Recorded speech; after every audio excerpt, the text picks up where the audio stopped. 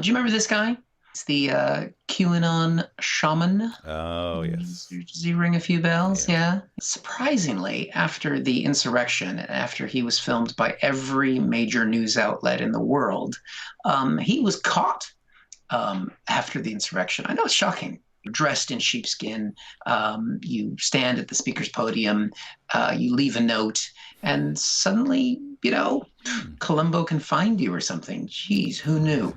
He's been in jail for a while now. His lawyer now is trying to come to his assistance and has to represent this guy. And it's troublesome. I mean, it's not easy to represent somebody who obviously, let's be honest, he did it. I'm willing to put that out there. Yeah, as we saw. Allegedly. So his lawyers come up with some different ideas and strategy on how to cope with this particular client. Yeah, we have a situation in America today where we are emulating gulags from the Soviet Union. The days of the Soviet Union have passed, but not in our country. Yeah.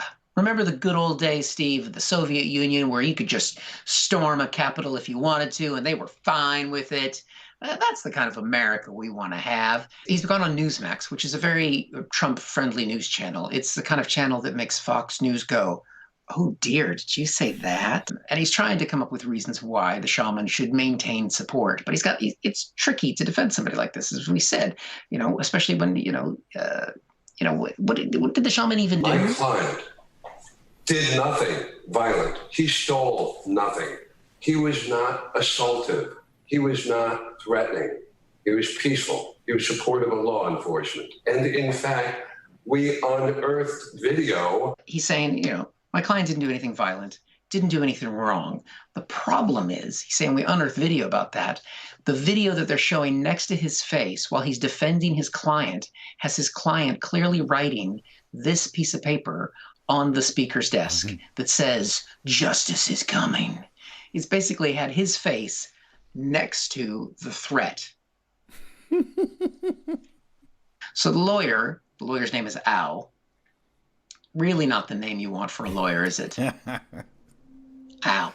But he's got a different plan and a different defense. Well, his lawyer put out a new defense, ? In an interview with Talking Points Memo this week.